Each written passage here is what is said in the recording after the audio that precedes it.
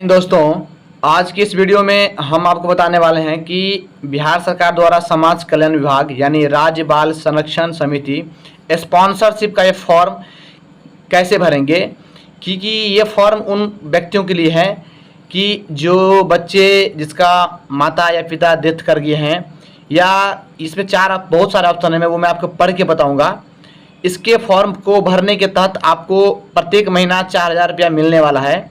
तो इस वीडियो का पूरा देखिए, आपको पूरा समझ में आ जाएगा। ठीक है, सबसे पहले यहाँ पर लिख दे सकते हैं आवेदन संख्या। ठीक है, सबसे यहाँ पर लिखा है परियोजना योजना के लाभ प्राप्त करने की श्रेणी। आप इसमें कई श्रेणी दिए हुए हैं, इसमें से आप किस में आते हैं वो आपको देखना है। ठीक है, सबसे पहले आप देख सकते हैं, आपको मैं थोड़ा जूम कर देता हूँ समझने के लिए। यहाँ पर देख सकते हैं लिखा है पहला, विधवा तलाकशुदा परित्यक्त महिला के बच्चे। जो विधवा हैं उसके यानी उसको कैसे पैसा मिलेगा, उसके लिए फॉर्म कैसे भरेंगे। उसके बाद दूसरा नंबर में है अनाथ बच्चे जो अपने निकटतम संबंधी के पास रह रहे हैं, यानी जिसका कोई माता या पिता डेथ कर गए हैं, वो अपने किसी भी रिश्तेदार के पास रहते हैं, तो उसको पैसा कैसे मिलेंगे और उसके लिए फॉर्म कैसे भरेंगे वो आपको बताना है इसमें। तीसरा नंबर में अभिभावक कमाऊ सदस्य जो गंभीर बीमारी से पीड़ित है, यानी कोई व्यक्ति कोई बीमारी से लड़ रहा है, वो कमा नहीं सकता, जैसे कि एड्स हो गया, कैंसर हो गया, वो सब उस सब में जो कमा नहीं रहा है वो व्यक्ति, उसको भी पैसा मिलेगा। उसके लिए भी फॉर्म कैसे भरेंगे वो इसमें कह रहा है। उसके बाद इसमें है चौथा नंबर में अभिभावक कमाऊ सदस्य जो मानसिक अवस्था या दुर्घटना के कारण बच्चों की वित्तीय एवं भौतिक आवश्यकता पूर्ति करने अथवा देखभाल करने में सक्षम ना हो, यानी कोई व्यक्ति किसी दुर्घटना में या एक्सीडेंट में उसका शरीर उस तरह से काम नहीं कर रहा है और वो अपने परिवार को कमा के नहीं दे पा रहा है, उसके लिए भी ये फॉर्म उसके लिए भी है ये। ठीक है, उसके बाद यहाँ पर देख सकते हैं लिखा है अभिभावक कमाऊ सदस्य जो जेल में बंद है या दूसरे अभिभावक बेरोजगार हैं। ठीक है, यानी कोई भी व्यक्ति किसी भी कारणवश जेल में बंद है और उसके परिवार को पैसा में दिक्कत है, तो वो भी फॉर्म इसको भर सकते हैं। ठीक है, तो सबसे पहले मैं यहाँ पर विधवा के लिए फॉर्म भर रहा हूँ। ठीक है, तो आप इस वीडियो को पूरा देखिए, आप समझ जाएंगे। एक भी वीडियो को स्किप मत करिएगा, नहीं तो आपका फॉर्म गलत हो जाएगा और गलत होने के कारण आपका जहां आप फॉर्म जमा करेंगे अपने ज़िले में, वहां से आपको घूम के आना पड़ेगा। तो इस वीडियो को आप पूरा देखिए।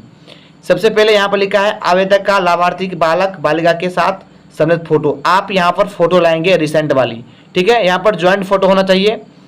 ठीक है, अगर विधवा का फॉर्म भर रहे हैं तो उसका विधवा वाले व्यक्ति का और अपने उसके कई मतलब उसके बाल यानी बेटा या बेटी के साथ फोटो इसमें होना चाहिए, 2 आदमी का होना चाहिए। ठीक है, आई होप कि आप समझ गए होंगे।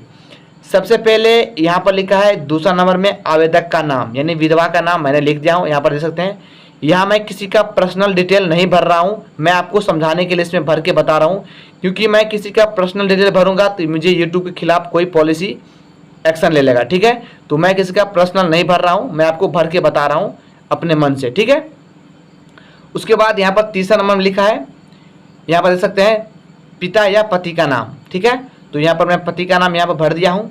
उसके बाद यहाँ पर देख सकते हैं लिखा है माता का नाम। ठीक है, तो उसका माता का नाम आप भर दीजिएगा।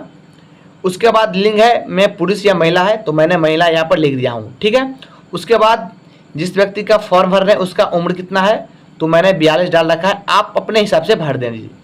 उसके बाद 7वां नंबर में है निवास स्थान का पूरा पता, मकान संख्या अगर आपको पता है तो आप इसमें लिख दीजिएगा। ठीक है, अगर नहीं पता है तो आप इसे छोड़ भी सकते हैं। उसके बाद गांव या मोहल्ला, आप अपने गांव का नाम लिख दीजिएगा यहाँ पर। उसके बाद वार्ड संख्या आप यहाँ पर लिख दीजिएगा, जो भी आपका वार्ड संख्या हो वो आप भर सकते हैं। उसके बाद यहाँ पर आता है पंचायत या नगर निकाय, आप जिस पंचायत में रहते हैं उसका नाम यहाँ पर लिख दीजिएगा। उसके बाद प्रखंड का नाम आपको पता होगा वो भी भर दीजिएगा। उसके बाद आता है जिला। ठीक है, मधुबनी मैं डाला हूँ, आप जिस जिले में रहते हैं उस जिले का नाम भर दीजिएगा। उसके बाद कोटि यानी कैटेगरी, आप किस में आते हैं, अनुसूचित जाति, जनजाति, पिछड़ा वर्ग, अति पिछड़ा वर्ग, सामान्य वर्ग। पिछड़ा वर्ग मतलब ओबीसी यानी बीसी होता है, वो मैंने टिक मार रखा है, आप जिसमें आते हैं उसमें टिक मार लीजिएगा। उसके बाद यहाँ पर है अल्पसंख्या, यदि आप हिंदू के अलावा कोई भी और भी जाति हैं तो आप यहाँ पर ले सकते हैं। यदि हाँ तो आप जैसे मुस्लिम हो, सिख हो, बौद्ध हो, जैन, पारसी जो भी हो, तो आप इसमें टिक मार लीजिएगा। ठीक है, उसके बाद यहाँ पर बीपीएल सूची क्रमांक अगर आपको पता है तो आप यहाँ पर लिख देंगे, ठीक है। प्राप्तांक है तो वो भी आप लिख दीजिएगा वर्ष वगैरह में, ठीक है।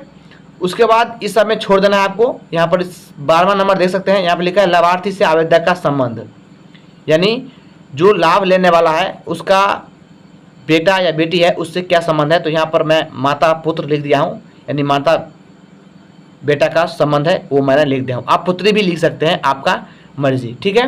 लेकिन ध्यान रहे उस व्यक्ति के लिए जिसका बच्चा 18 साल से कम है, ठीक है, 18 साल से कम होना चाहिए, ठीक।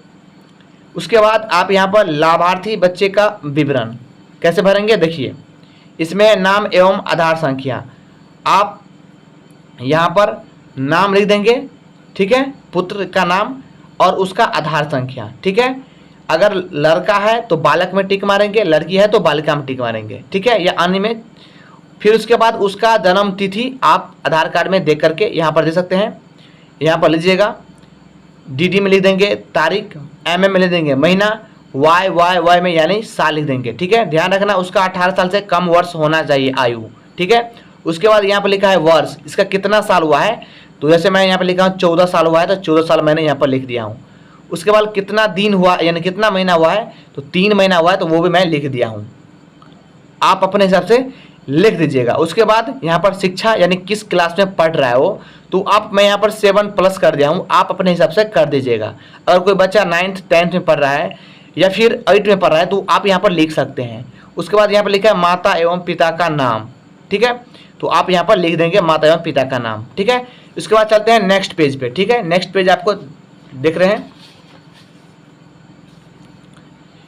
यहाँ पर देख सकते हैं, यहाँ पर लिखा है, ये दूसरा पेज है, यहाँ पर देख सकते हैं 14 नंबर में लिखा है लाभार्थी बच्चे का अनाथ होने की स्थिति में आपने क्या भरा था। ये आपने यहाँ पर भरा था फॉर्म में देख सकते हैं, आपने यहाँ पर भरा था विधवा के बारे में, तो विधवा के बारे में ही भरेंगे, इस सब बारे में कुछ नहीं भरेंगे, इस सब में ऐसे करके छोड़ दीजिएगा, यानी इस सब में खाली छोड़ दीजिएगा, ठीक है, इस सब में कुछ नहीं भरिएगा।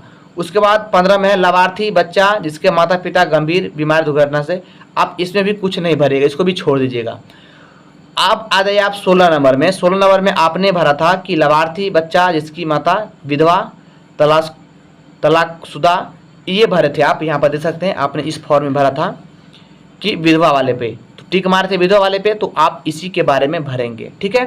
तो आप इसमें भरेंगे माता का नाम, ठीक है, तो आप अपने माता का नाम भर दीजिएगा। उसके बाद स्त्री में टिक मारिएगा। उसके बाद यहाँ पर विधवा पे टिक मार लीजिएगा और यहाँ पर विधवा लिख दीजिएगा, ठीक है। उसके बाद कागजात पत्र, यानी आप इसके साथ क्या पत्र लगाने वाले हैं उसका, तो उसके साथ आप यानी आपका पिता जो है उसका मृत्यु प्रमाण पत्र होना चाहिए, ठीक है। उसके बाद इस सब में आप कुछ नहीं भरेंगे, इस सब में छोड़ दीजिएगा, इसमें भी नहीं भरना है, आपको कुछ नहीं भरना है, ठीक है। उसके बाद आप मोस्ट इंपॉर्टेंट चीज़ पे आ जाना है आपको। नीचे में यहाँ पे लिखा है क्या आवेदक का पूर्व से राष्ट्रीयकृत बैंक में लाभार्थी के साथ संयुक्त बचत खाता की संख्या है, यदि हाँ तो आप इसमें भरेंगे, ठीक है। ध्यान समझिएगा, यहाँ पर बैंक का नाम लिखिएगा। मैं किसी का बैंक का नाम यहाँ पर नहीं लिख सकता, क्योंकि किसी का पर्सनल डिटेल मैं नहीं भर सकता, क्योंकि यूट्यूब से वीडियो को रिमूव कर दिया जाता है, ठीक है। यहाँ पर बैंक का नाम लीजिएगा, जैसे आपका पीएनबी बैंक हो, एसबीआई बैंक हो, जो भी हो आप यहाँ पर भर दीजिएगा। उसके बाद यहाँ पर खाता संख्या आप अपने पासबुक में देख करके आप यहाँ पर भर दीजिएगा। उसके साथ आधार संख्या आप देख करके यहाँ पर भर दीजिएगा। उसके बाद शाखा का नाम यहाँ पर लिख दीजिएगा। उसके बाद यहाँ पर बैंक का नाम IFSC कोड सहित यहाँ पर बैंक का नाम लिख दीजिएगा, ठीक है। और उसके साथ IFSC कोड पासबुक में लिखा रहता है वो आप लिख दीजिएगा। उसके बाद यहाँ पर मोबाइल नंबर जो भी हो आप लिख दीजिएगा, जो भी मोबाइल नंबर हो आप भर दीजिएगा यहाँ पर, ठीक है। उसके बाद यहाँ पर घोषणा है, जो भी घोषणा है आप इसको आप पढ़ लीजिएगा, जो भी आपको दिक्कत हो आप देख सकते हैं। उसके बाद स्थान, यानी जहाँ का है आप वहाँ का स्थान का नाम लिख दीजिएगा, ठीक है। और उसके बाद यहाँ पर दिनांक, जिस तारीख को इस फॉर्म को जमा करेंगे उस तारीख का डेट यहाँ पर लिख दीजिएगा। उसके बाद यहाँ पर हस्ताक्षर करेंगे वो, ठीक है। उसके बाद आवेदक का नाम यहाँ पर लिख दीजिएगा। उसके बाद नेक्स्ट पेज पे आ जाना है। नेक्स्ट पेज पे आ जाने के बाद आप यहाँ पर देख सकते हैं, यहाँ पर है संलग्न किए जाने वाले दस्तावेज, यानी आप इसमें से क्या क्या देने वाले हैं, ठीक है। यहाँ पर लिखा है आवेदक का BPL की प्रकाशित सूची के संगत अंश का प्रमाण पत्र अथवा यदि बीपीएल सूची में नाम ना हो तो सक्षम प्राधिकार के द्वारा निर्गत आय प्रमाण पत्र, अगर ये आपके पास है तो आप इसमें टिक मार दीजिएगा। उसके बाद अनाथ बच्चे की स्थिति में माता एवं पिता का सक्षम पदाधिकार द्वारा निर्गत मृत्यु प्रमाण पत्र, आपके पास है मृत्यु प्रमाण पत्र, इसमें टिक मार दीजिएगा। उसके बाद विधवा माता की संतान होने की स्थिति में पिता का मृत्यु प्रमाण पत्र है तो आपके पास है तो वो आप टिक मार लीजिएगा इसमें हाँ में, ठीक है। उसके बाद तलाश कुदा प्रत्येकता की संतान होने की स्थिति में सक्षम, आपने इसमें फॉर्म कुछ नहीं भरा था, इसको खाली छोड़ दीजिएगा, यानी नहीं कर कट मार दीजिएगा, नहीं का। उसके बाद बच्चे जिसके माता पिता कमाऊ सदस्य गंभीर बीमारी से कैंसर एड्स आदि के से पीड़ित होने की, मैंने आपको पहले बताया था कि स्थिति में सदर अस्पताल द्वारा निर्गत चिकित्सा प्रमाण पत्र है। अगर आपने इस बारे में तो कोई फॉर्म में टिक मारा नहीं था, क्योंकि आप देख सकते हैं आपने विधवा के अलावा किसी में टिक नहीं मारा था, तो आप किसी में टिक नहीं मारेंगे, इस सब में नहीं कर दीजिएगा, ठीक है। नेक्स्ट में आ जाना है ज में आपको संयुक्त बचत खाता के पासबुक की छाया प्रति, ठीक है, आप इसमें टिक मार लीजिएगा, ठीक है। उसके बाद नेक्स्ट में आ जाना है आपको सबसे यहाँ पर देखिए, यहाँ पर आपको यहाँ पर फॉर्म सब कुछ जमा करके आपको क्या क्या डॉक्यूमेंट लगेगा वो मैं आपको बता दे रहा हूँ, ठीक है। ध्यान समझिएगा, आपको क्या क्या डॉक्यूमेंट लगाना है मैं आपको दिखा रहा हूँ। देखिए बीपीएल का कार्ड, इसका रसीद है या इसे छोड़ दीजिए आप, इसमें अगर समझ नहीं आ रहा है आपको तो सिंपल सी बात है, आप आधार कार्ड, ठीक है, आधार मैं हिंदी में दे देता हूँ, आधार कार्ड, ठीक है, आधार कार्ड का फोटो कॉपी पहला। दूसरा हो गया आपका मृत्यु प्रमाण पत्र, मृत्यु प्रमाण पत्र, ठीक है। उसके बाद तीसरा में आपका खाता का, ठीक है, ज्वाइंट खाता होना चाहिए, ध्यान समझिएगा, ज्वाइंट खाता होना चाहिए, खाता का फोटो कॉपी, ठीक है। उसके बाद चौथा नंबर में बच्चों का आधार कार्ड, ठीक है, बच्चों का आधार कार्ड का फोटो कॉपी, ठीक है।